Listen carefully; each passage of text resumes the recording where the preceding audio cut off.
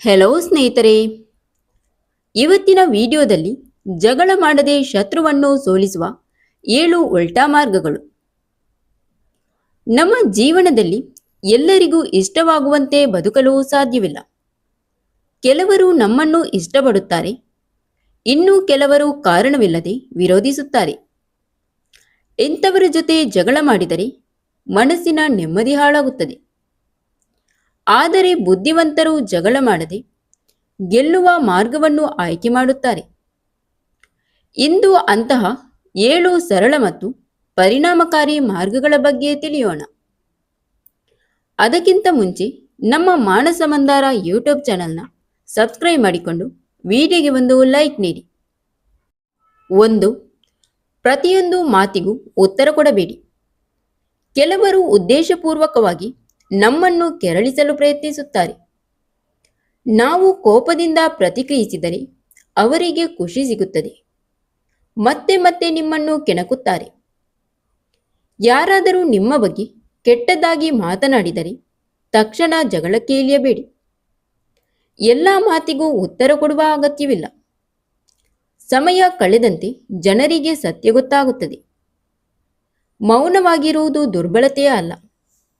ಯಾವ ಸಂದರ್ಭದಲ್ಲಿ ಮಾತನಾಡಬೇಕು ಮತ್ತು ಯಾವಾಗ ಮೌನವಾಗಿರಬೇಕು ಎಂಬುದು ಬುದ್ಧಿವಂತಿಕೆ. 2. ನಿಮ್ಮ ಕೆಲಸದ ಮೇಲೆ ಗಮನ ಕೊಡಿ. ಶತ್ರುಗಳ ಬಗ್ಗೆ ಯೋಚಿಸುತ್ತಾ ಸಮಯ ವ್ಯರ್ಥ ಮಾಡಿದರೆ ನಿಮ್ಮ ಬೆಳವಣಿಗೆ ನಿಲ್ಲುತ್ತದೆ. ಅವರು ಏನು ಮಾಡುತ್ತಿದ್ದಾರೆ ಎನ್ನುವುದಕ್ಕಿಂತ ನೀವು ಏನು ಸಾಧಿಸುತ್ತಿದ್ದೀರಿ ಎಂಬುದು ಮುಖ್ಯ. ವಿದ್ಯಾರ್ಥಿಯಾಗಿದ್ದರೆ ಓದಿನ ಮೇಲೆ ಗಮನ ಕೊಡಿ. ಉದ್ಯೋಗಿ ಆಗಿದ್ದರೆ ಕೆಲಸದ ಮೇಲೆ ಗಮನ ಕೊಡಿ. ಯೂಟ್ಯೂಬ್ ಮಾಡುತ್ತಿದ್ದರೆ ಉತ್ತಮ ವಿಡಿಯೋ ಮಾಡುವುದರ ಮೇಲೆ ಗಮನ ಕೊಡಿ. ನಿಮ್ಮ ಸಾಧನೆಯೇ ಮುಂದೆ ಒಂದು ದಿನ ಶತ್ರುವಿನ ಬಾಯಿ ಮುಚ್ಚಿಸುತ್ತದೆ. 3. ಯಶಸ್ಸಿನ ಮೂಲಕ ಉತ್ತರ ಕೊಡಿ. ನಿಮ್ಮನ್ನು ಹೀಯಾಳಿಸಿದವರು ನೀವು ಯಶಸ್ವಿಯಾಗುವುದನ್ನು ನೋಡಿದಾಗ ಹೆಚ್ಚು ಆಶ್ಚರ್ಯಪಡುತ್ತಾರೆ. ಯಾರಾದರೂ ನಿನ್ನಿಂದ ಆಗುವುದಿಲ್ಲ ಎಂದರೆ ಅವರ ಜೊತೆ ವಾದ ಮಾಡಬೇಡಿ. ನೀವು ಮೌನವಾಗಿ ಸಾಧಿಸಿ ತೋರಿಸಿ. ಮಾತಿನಿಂದ ಕೊಡುವ ಉತ್ತರ ಕೆಲವೇ ನಿಮಿಷ ನೆನಪಿರುತ್ತದೆ. ಆದರೆ ಯಶಸ್ಸಿನಿಂದ ಕೊಡುವ ಉತ್ತರ ವರ್ಷಗಳ ಕಾಲ ನೆನಪಿರುತ್ತದೆ. 4. ನಿಮ್ಮ ಮನಸ್ಸಿನ ಶಾಂತಿಯನ್ನು ಕಾಪಾಡಿಕೊಳ್ಳಿ. ಶತ್ರುಗಳು ಹೆಚ್ಚಾಗಿ ನಮ್ಮ ಮನಸ್ಸಿನ ನೆಮ್ಮದಿಯನ್ನು ಹಾಳು ಮಾಡಲು ಪ್ರಯತ್ನಿಸುತ್ತಾರೆ. ಅವರ ಬಗ್ಗೆ ದಿನವಿಡೀ ಯೋಚಿಸುತ್ತಿದ್ದರೆ ನಷ್ಟ ನಮಗೇ ಆಗುತ್ತದೆ. ಆದ್ದರಿಂದ ಧ್ಯಾನ, ಪ್ರಾರ್ಥನೆ, ಒಳ್ಳೆಯ ಪುಸ್ತಕ ಓದುವುದು ಅಥವಾ ಕುಟುಂಬದ ಜೊತೆ ಸಮಯ ಕಳೆಯುವುದು ಮುಂತಾದ ಅಭ್ಯಾಸವನ್ನು ಬೆಳೆಸಿಕೊಳ್ಳಿ. ಮನಸ್ಸು ಶಾಂತವಾಗಿದ್ದರೆ ಯಾರೂ ನಿಮ್ಮನ್ನು ಸುಲಭವಾಗಿ ಸೋಲಿಸಲು ಸಾಧ್ಯವಿಲ್ಲ. 5. ಕ್ಷಮಿಸಿ ಮುಂದೆ ಸಾಗಿರಿ. ಕ್ಷಮೆ ಎಂದರೆ ತಪ್ಪನ್ನು ಒಪ್ಪಿಕೊಳ್ಳುವುದೂ ಅಲ್ಲ, ನಮ್ಮ ಮನಸ್ಸಿನಲ್ಲಿರುವ ಕೋಪ ಮತ್ತು ನೋವನ್ನು ಬಿಡುವುದು. ಯಾರ ಮೇಲಾದರೂ ವರ್ಷಗಳ ಕಾಲ ದ್ವೇಷವಿಟ್ಟುಕೊಂಡರೆ ಅವರಿಗೆ ಏನೂ ಆಗುವುದಿಲ್ಲ. ಆದರೆ ನಮ್ಮ ಮನಸ್ಸಿಗೆ ಮಾತ್ರ ಭಾರವಾಗುತ್ತದೆ. ಆದ್ದರಿಂದ ಸಾಧ್ಯವಾದರೆ ಕ್ಷಮಿಸಿ ಮುಂದೆ ಸಾಗುವುದು ಉತ್ತಮ. 6. ಎಲ್ಲರಿಗೂ ನಿಮ್ಮ ಯೋಜನೆ ಹೇಳಬೇಡಿ.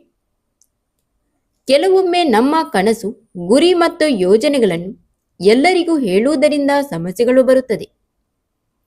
ನಿಮ್ಮನ್ನು ಇಷ್ಟಪಡದವರು ನಿಮ್ಮ ಆತ್ಮವಿಶ್ವಾಸ ಕಡಿಮೆ ಮಾಡಲು ಪ್ರಯತ್ನಿಸಬಹುದು.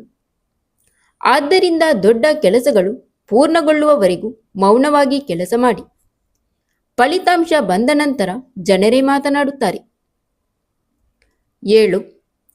ಸಂತೋಷದಿಂದ ಬದುಕಿ. ಶತ್ರುವಿಗೆ ದೊಡ್ಡ ಸೋಲು ಯಾವುದು ಗೊತ್ತಾ? ನೀವು ಸಂತೋಷವಾಗಿ ಬದುಕುವುದು.